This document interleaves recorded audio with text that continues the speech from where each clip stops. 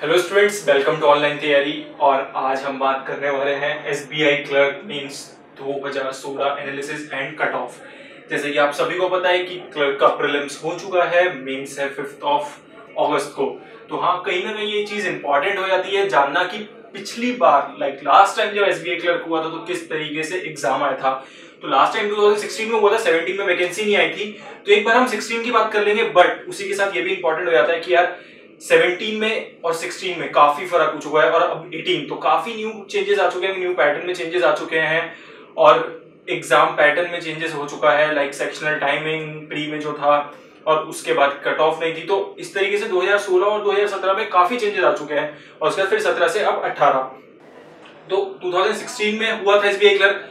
अब अगर हम 2016 एसबीआई क्लर्क की बात करेंगे तो इतना रिलेवेंट नहीं होगा, बट हाँ कहीं ना कहीं इंपॉर्टेंट होगा। पर उसके साथ हम बाद में बात करेंगे आईबीपीएस क्लर्क मेंस 2017 का एग्जाम कैसा था। हाँ, कि लास्ट टाइम जो भी क्लरिकल एग्जाम हुआ है आईबीपीएस का ही है, तो उसमें किस तरीके से चेंजेस थे, कहीं ना कहीं वही चीज रिपीट होने वाली है और थोड़ा सा उसमें डिफिकल्टी लेवल या फिर कुछ और नया आने वाला है। बट हाँ, लास्ट टाइम में ऐसा था तो थोड़ा सा इंपॉर्टेंट हो जाता है कि लास्ट टाइम में ऐसा था तो अब कैसा होएगा, और एक रेफरेंस मिल जाता है, उसी से एक रेफरेंस मिल जाएगा कि यार पहले ऐसे आया था तो अब कुछ कुछ ऐसे चांसेस है। और लास्ट में डिस्कस करेंगे कट ऑफ, क्योंकि वो भी बहुत एक इंपॉर्टेंट रोल प्ले करेगा। आपको जब कट ऑफ पता होगी कि 2016 एसबीआई क्लर्क मेंस में कितनी गई है और उसके बाद आईबीपीएस क्लर्क मेंस 2017 में कितनी गई है, तो कहीं ना कहीं आपने सेफ स्कोर जो आपका है वो अपना डिसाइड कर पाएंगे। सेफ स्कोर के साथ साथ फिर आपको उसके लिए कितने अटेम्प्ट्स करने हैं, अपनी एक्यूरेसी के साथ कितने अटेम्प्ट्स करने हैं और अपनी स्ट्रेटेजी उस तरीके से किस तरीके से प्लान आउट करनी है अपनी स्ट्रेटेजी अपने मार्क्स लाने के लिए। तो पहले बात कर लेते हैं एसबीआई क्लर्क मेंस 2016 में क्या क्या पैटर्न था, क्या क्या क्वेश्चन थे, किस किस सेक्शन में किस किस टॉपिक से कितने कितने क्वेश्चंस थे। तो बेसिकली 3 सेक्शन की बात करते हैं। We will not consider general awareness here, क्योंकि जनरल अवेयरनेस में करंट अफेयर, बैंकिंग और स्टैटिक 3 मेजर क्वेश्चन होते हैं। मैक्सिमम पार्ट जो होता है वो करंट अफेयर से होता है, उसके बाद बैंकिंग और स्टैटिक से +-3 और 10 में, मतलब ये चलता है 10 +-3 में, उस तरीके से क्वेश्चंस होते हैं। तो अभी पहले बात करते हैं क्वांट, रीजनिंग एंड इंग्लिश की। सो अगर हम quant, reasoning and English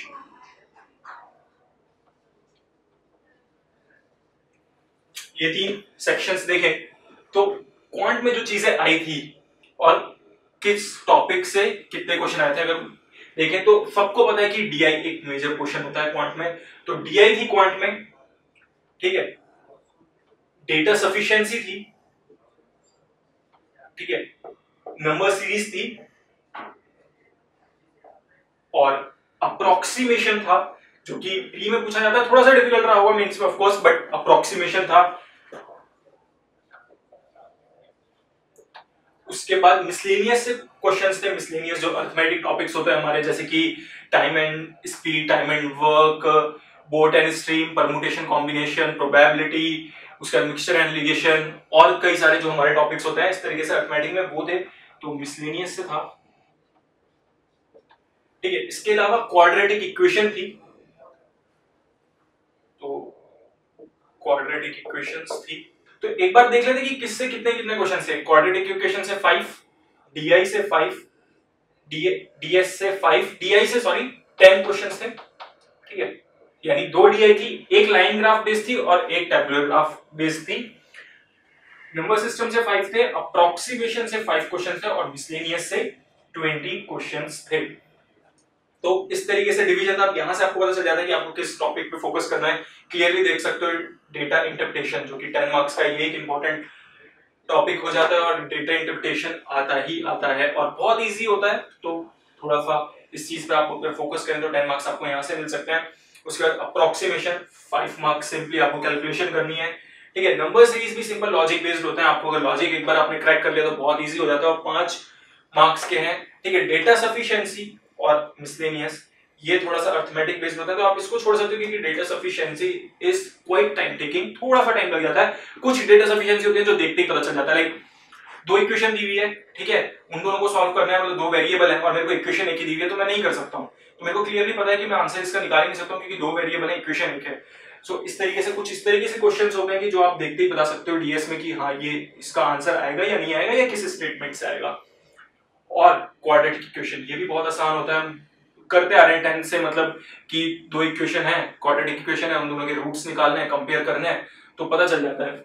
so ये भी एक इंपॉर्टेंट टॉपिक है और इजी टॉपिक है। तो अगर आप मेन फोकस भी रखें उस तरीके का, अगर 2016 के एग्जाम की बात करते हैं, quadratic equation, data interpretation, number series, approximation, अगर हम यहाँ से भी कैलकुलेट करते हैं 25 मार्क्स आप कह रहे हैं, उसके बाद कुछ क्वेश्चंस मिसलेनियस से और एक दो क्वेश्चन डीएस से, सो आप एक अच्छा स्कोर बना सकते हो। यहाँ से आपको डिसाइड करना होगा आपको किस टॉपिक पे फोकस करना है और किसकी प्रैक्टिस किस तरीके से करनी है। अब एक बार रीजनिंग को देख लेते हैं। तो रीजनिंग में पजल एंड सेटिंग अरेंजमेंट, ठीक है,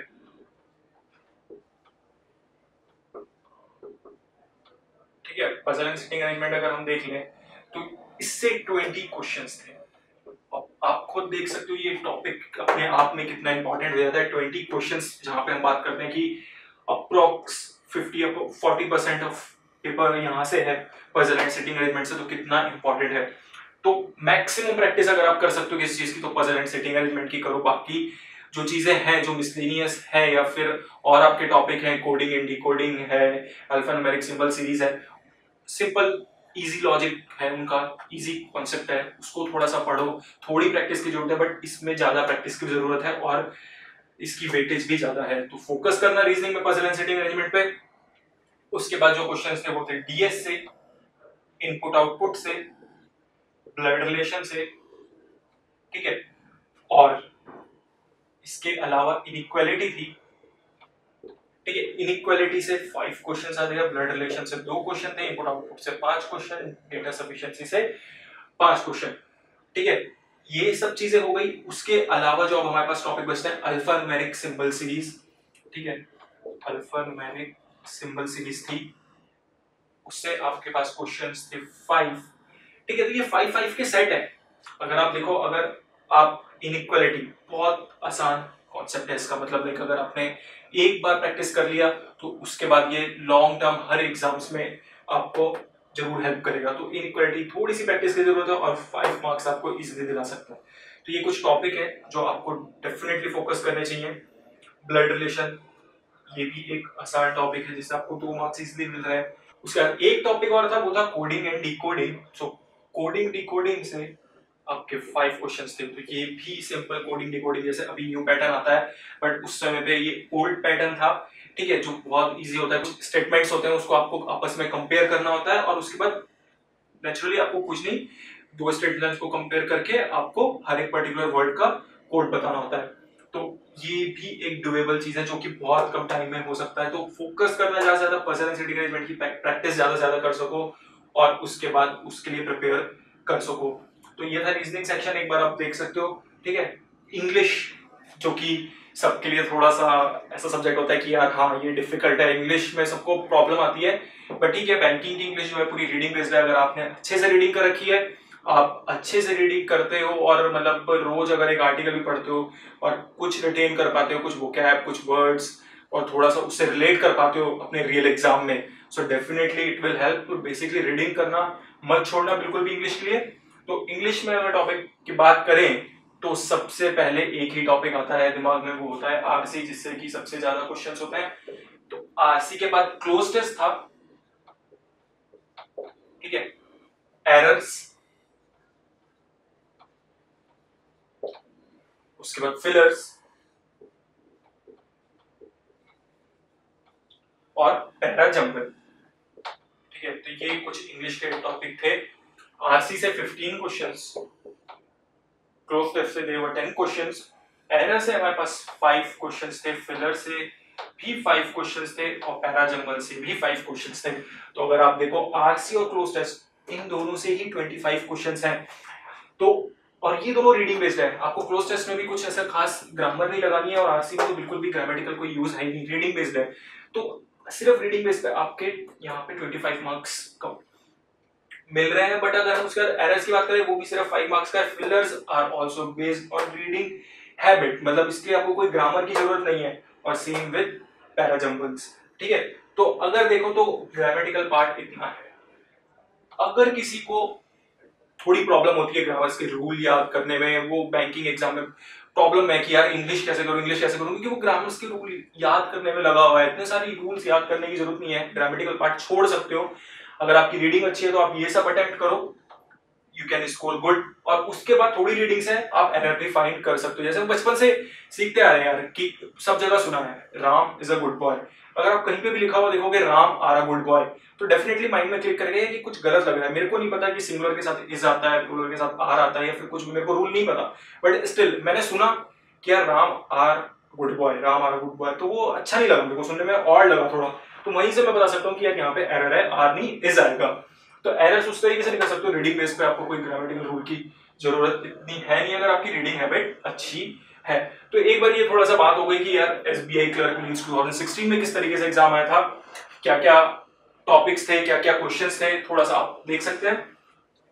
अब जो मेन इंपॉर्टेंट है वो आईबीपीएस क्लर्क मींस 2017 में क्या आया था, और उसके बाद कट ऑफ क्या रही थी। कट ऑफ हम लास्ट में डिस्कस करेंगे और उसके हिसाब से फिर आपको बताएंगे किस तरीके से आपको थोड़ा सा अपने अटेम्प्ट्स पे ध्यान देना है और किस चीजों पे कट ऑफ आपकी डिपेंड करेगी। ये नहीं सोचना है कि लास्ट टाइम कट ऑफ इतनी गई थी यार तो इस समय भी इतनी जाएगी और मेरे को इतने मार्क्स लाने ही है, और एग्जाम में हो नहीं रहा हो तो फिर किसी भी तरीके से आप अटेम्प्ट कर रहे हो चाहे गलत कर रहे हो, वो कहीं ना कहीं आपके स्कोर को जरूर हैम्पर करेगा। तो plan out a proper strategy, ठीक है। पेपर थोड़ा सा एनालिसिस करो कि पास्ट ईयर में कैसा था, अब कैसा आ रहा है। एग्जाम में जब बैठते हैं तो पता चल जाता है कि यार डिफिकल्टी लेवल क्या है और टाइम कितना लग रहा है, तो वहां से आपको पहले क्लियर हो जाता है कि मेरे को इतने अटेम्प्ट करने हैं, this will be the safe score. तो एक बार बात कर लेते हैं आईबीपीएस में क्या क्या टॉपिक्स थे, ठीक है। तो क्वांट, रीजनिंग, इंग्लिश, यही तीन हम सेक्शन देखेंगे इसमें भी कि क्या क्या चीजें थी, और एक बार हल्का हल्का ओवरव्यू भी देखेंगे, ठीक है। और बेसिकली बात करेंगे कि चेंजेस क्या थे, ठीक है। टॉपिक से ज्यादा इंपॉर्टेंट होता है कि चेंजेस क्या थे। टॉपिक्स हम हाउ वही रहते हैं क्योंकि टॉपिक्स तो सेम ही रहते हैं, बट उसमें कुछ चेंजेस हो जाते हैं, उसमें पैटर्न में कुछ चेंजेस आ जाते हैं, और कुछ चेंजेस आ जाते हैं कि इससे क्वेश्चंस कितने थे। लाइक अगर मेरे पजल एंड सेटिंग अरेंजमेंट से रीजनिंग में पहले 20 क्वेश्चंस आए और अब 25 आ गए, तो ये एक बड़ा चेंज है कि यार सीधा 5 क्वेश्चन एक टॉपिक से इंक्रीज हो गया। तो ये थोड़ा सा हम डिस्कस करेंगे, ठीक है। तो सबसे पहले बात करते हैं क्वांट की। क्वांट में क्या क्या था आईबीपीएस क्लर्क में 2017 में, ठीक है। सो क्वांट की बात करते हैं। क्वांट में सेम टॉपिक्स थे जो हमारे एसबीआई क्लर्क मींस में थे, बस वेरिएशन क्या था कि डीआई से 15 क्वेश्चंस थे, ठीक है। और डीआई थी कैसलेट, ठीक है, जो कि मेंस में सिर्फ ऑफिसर्स पीओ के मेंस में आती थी। इस बार क्लर्क मेंस में थी कैसलेट बेस्ड डीआई थी और टेबुलर थी, और वो अर्थमेटिक बेस्ड पे थी। लाइक टाइम एंड डिस्टेंस पे बेस्ड एक डीआई थी जो कि थोड़ी सी डिफिकल्ट हो जाती है क्योंकि वो अब उसमें अर्थमेटिक सेक्शन लग गया। अगर आपको वो टाइम एंड वर्क वाला कॉन्सेप्ट क्लियर नहीं है तो आप वो नहीं कर सकते वो डीआई। सो डेफिनेटली आपको कहीं वहां पे जरूरत होगी कि यार अर्थमेटिक के टॉपिक्स भी आते हो और कैसलेट डीआई भी थोड़ी सी डिफिकल्ट हो जाती है। तो चीज यही थी कि डीआई में 15 क्वेश्चन थे और पहले हमारे पास 10 थे। अगर आपको याद हो तो एसबीआई क्लर्क मींस में 10 क्वेश्चन थे डीआई से, तो 5 क्वेश्चन कहां पे कम हुए हैं, कौन से टॉपिक से कम हुए हैं। तो मिसलेनियस में इस बार आईबीपीएस क्लर्क में मिसलेनियस में 15 क्वेश्चन थे जहां की पहले 20 थे। तो मिसलेनियस थोड़ा सा कम हो गया क्योंकि अर्थमेटिक से डायरेक्टली डीआई में क्वेश्चन पूछ लिया था, तो 3 डीआई थी। क्वांट में यही चेंज था, बाकी data sufficiency was there, number system was there, quadratic equation was there and same approximation was there. So वही सब टॉपिक थे, ठीक है। और ये थोड़ा सा चेंज था, मेन चेंज ये डीआई में कि अर्थमेटिक डीआई आई थी और कैसलेट डीआई आई थी और डिफिकल्टी लेवल इंक्रीज हो चुका था। अब अगर रीजनिंग सेक्शन की बात करें तो रीजनिंग में क्या था, पजल एंड सिटिंग अरेंजमेंट से सेम 20 क्वेश्चंस थे, ठीक है। पजल एंड सिटिंग अरेंजमेंट से सेम 20 क्वेश्चन थे, पहले हमारे पास 20 थे, बट डिफरेंस क्या था, थोड़ा सा एग्जाम लेंदी हो चुका था क्योंकि पजल कुछ इस तरीके की भी थी जिसमें से सिर्फ 3 क्वेश्चंस पूछे गए थे। लाइक मेरे को पजल तो पूरी सॉल्व करनी है बट क्वेश्चन सिर्फ 3 थी, ऐसी 2 पजल्स थी, ठीक है। तो पहले क्या होता था 20 क्वेश्चंस, मेरे पास 4 पजल आई, मेरे को 4 पजल सॉल्व करनी है तो मेरे को 20 क्वेश्चंस मिल गए हैं। बट यहाँ पे मेरे को 4 से ज्यादा पजल सॉल्व करनी है क्योंकि मेरी कुछ पजल्स 3 मार्क्स की भी है, यानी 3 क्वेश्चन की भी है, ठीक है। तो एक ये चीज है जो कि थोड़ा सा डिफिकल्टी लेवल इंक्रीज कर देती है क्योंकि एग्जाम लेंदी हो जाता है और आपके पास टाइम लिमिटेड है। आप वही पजल जिसमें आप पहले 5 मार्क्स ला सकते थे, अब आपको सिर्फ 3 मार्क्स मिल रहे हैं। उसके बाद इनपुट आउटपुट था वो 5 मार्क्स का, थोड़ा सा लॉजिक थोड़ा सा डिफिकल्ट था। डेटा सफिशिएंसी थी आपके पास, सिलॉग्स हुआ था पिछली बार, इनइक्वालिटी था, तो इनइक्वालिटी की जगह आपको इस बार सिलॉग्स मिला था, ठीक है। सो सिलॉग्स था 3 मार्क्स का, बट ठीक है, तो सिलॉग्स 3 मार्क्स का था आपके पास, 3 सिलॉग्स के क्वेश्चन थे। तो ये भी चीज है कि सिलॉग्स भी आ सकते हैं, और सिलॉग्स आसान है, मतलब लाइक नॉर्मल कॉन्सेप्ट बेस्ड होता है, मतलब बहुत इजी होता है, आप थोड़ी सी प्रैक्टिस के साथ इसमें अच्छा स्कोर कर सकते हैं। उसके बाद जो चेंज था, अल्फा न्यूमेरिक सीरीज जो आई थी वो भी एक नए पैटर्न पे बेस्ड थी।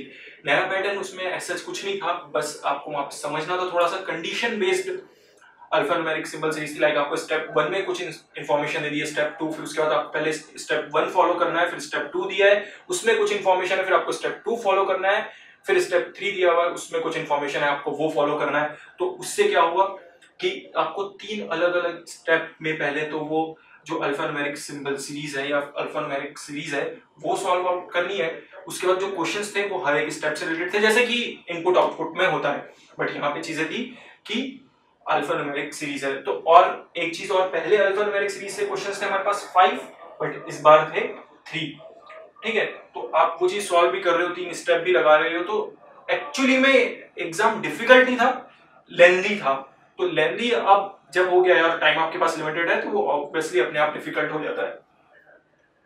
और ऐसी अल्फा न्यूमेरिक सीरीज के साथ न्यूमेरिक सीरीज भी थी, उसमें भी एक कॉन्सेप्ट था कि 2 आपको सीरीज दे दिए हैं हर क्वेश्चन में, और कुछ आपको स्टेप्स दिए हैं, आपको वो स्टेप्स सॉल्व करके एक रिजल्टेंट बताना है उस न्यूमेरिक सीरीज का, ठीक है। अब स्टेप्स अलग अलग थे कि अगर नंबर प्रिसीड कर रहा है इवन नंबर से, या फिर फॉलो कर रहा है ऑड नंबर से, या फिर कुछ इस तरीके का है, तो उन दोनों का ऐड हो जाएगा या सब्ट्रैक्ट हो जाएगा, मल्टीप्लाई हो जाएगा, कुछ भी इस तरीके से चीजें थी, स्टेप्स थी। मेमोरी बेस्ड पेपर आपके पास ऑलरेडी है, ऑनलाइन थियरी जो हमारा पैकेज है, ऑनलाइन थियरी प्लस का पैकेज है, उसमें आपके पास जो एसबीआई क्लर्क मेंस का पैकेज है, उसमें जो हमने प्रीवियस ईयर पेपर दिया है वहां पे ऑलरेडी आपके पास इस तरीके के क्वेश्चंस हैं, आप सॉल्व करो, सैंपल देखो एक बार किस तरीके का था, और आपको आइडिया लग जाएगा कि किस तरीके का था। तो अगर एग्जाम में आपको वो चीज मिलता है तो वो आपके लिए कुछ नया नहीं होगा, है ना, you can easily solve it क्योंकि आपने पहले कर रखा। तो ऐसी अल्फा न्यूमेरिक सीरीज और ऐसी एक न्यूमेरिक सीरीज थी जो कि 3-3 मार्क्स की थी। सिलॉग्स था, बात हम कर ही चुके हैं कि पजल एंड सेटिंग अरेंजमेंट था, इनपुट आउटपुट था, डेटा सफिशिएंसी था, और डायरेक्शन से क्वेश्चन थे। एक्चुअली डायरेक्शन वैसे तो मिसलेनियस में हम काउंट कर लेते हैं कि डायरेक्शन से कुछ क्वेश्चन आ गए 2 और 3, बट इस बार रीजनिंग में क्या था, डायरेक्शन से एक छोटी सी पजल थी, इजी थी ऑल्दो, और उससे 4 क्वेश्चंस थे, ठीक है। तो डायरेक्शन से भी आपके पास 4 क्वेश्चन हो गए थे, तो वो टॉपिक भी थोड़ा सा इंपॉर्टेंट हो गया था उस पर्टिकुलर पॉइंट के लिए, बट डायरेक्शन में बहुत इजी कॉन्सेप्ट होता है, तो आप इजीली वो 4 मार्क्स अचीव कर सकते थे। बाकी जो रिमेनिंग क्वेश्चन थे वो आपके मिसलेनियस से थे। मिसलेनियस में टॉपिक जैसे ब्लड रिलेशन, ठीक है, एक क्वेश्चन सिंपल कोडिंग डिकोडिंग से, एक सिंगल क्वेश्चन जो कोडिंग डिकोडिंग से बनता है उस तरीके का क्वेश्चन था, और ऑर्डर एंड रैंकिंग से कुछ क्वेश्चन थे, तो कुछ मिसलेनियस टॉपिक से क्वेश्चन थे, बट मेजर पार्ट ये था पजल्स, लॉग्स और डायरेक्शन से जो क्वेश्चन था, और जो 2 सीरीज मैंने आपको बताई है, अल्फान्यूमेरिक सीरीज और न्यूमेरिक सीरीज। अब रीजनिंग के बाद एक बार बढ़ते हैं इंग्लिश की तरफ, और इंग्लिश में देखते हैं कि हमारे पास क्या क्या था, ठीक है। तो इंग्लिश में ऑफ कोर्स आरसी तो होगा ही, ठीक है, तो आरसी था जो कि काफी अच्छा टॉपिक है स्कोर करने के लिए। आरसी से जो क्वेश्चंस थे वो थे 12, ठीक है, क्वेश्चंस कम हो चुके थे पहले। एसबीआई क्लर्क मेंस 2016 में आरसी से जो क्वेश्चंस थे वो थे 15, इस बार है 12, ठीक है। उसके बाद बट उसमें सिनोनियम एंटोनियम इंक्लूड थे, इस बार सिनोनियम एंटोनियम अलग से थे, तो एंटो सिनो आपके पास थे 5 मार्क्स के, तो सिनोनियम एंटोनियम आपके पास 5 मार्क्स के थे। फिलर्स थे, ठीक है, फिलर्स थे, और फिलर जो था वो था डबल फिलर, वो भी आपके पास 5 मार्क्स से था, डबल फिलर था 5 मार्क्स का। उसके फिलर के बाद आपके पास था फ्रेज रिप्लेसमेंट, ठीक है। फ्रेज रिप्लेसमेंट से आपके पास कितने क्वेश्चंस थे, 5 क्वेश्चंस थे, और sentence rearrangement, that is para jumble sentence rearrangement भी उसे बोल देते हैं, तो सेंटेंस रीअरेंजमेंट से भी आपके पास 5 क्वेश्चंस थे। और वर्ड यूजेज एक टॉपिक था, वर्ड यूजेज से आपके पास कि उसका वर्ड यूजेज सही है कि नहीं है। 8 क्वेश्चंस थे, ठीक है। तो ये हो गई इंग्लिश की बात। अगर अब यहाँ पे आप देखो तो एरर्स नहीं आए थे, सब कुछ। अब यहाँ पे आप देखो तो आपको ग्रामेटिकल पार्ट कहीं पे यूज नहीं होना है। अगर आपकी रीडिंग अच्छी है तो आप एंटोसिनो भी कर सकते हो, क्योंकि आप वर्ड्स को रिलेट कर पाओगे। अगर आपने कहीं ना कहीं पे पढ़ा है तो आपको उसका मीनिंग पता होगा। अगर आप एक वर्ड अलग अलग कॉन्टेक्स्ट में काफी जगह पढ़ रहे हैं तो आप उसको फिर रिलेट करके उसका मीनिंग भी बता सकते हो। तो सब कुछ एक तरीके से देखा है, रीडिंग बेस्ड था, फ्रेज रिप्लेसमेंट, ठीक है, sentence rearrangement, filler, double filler, okay.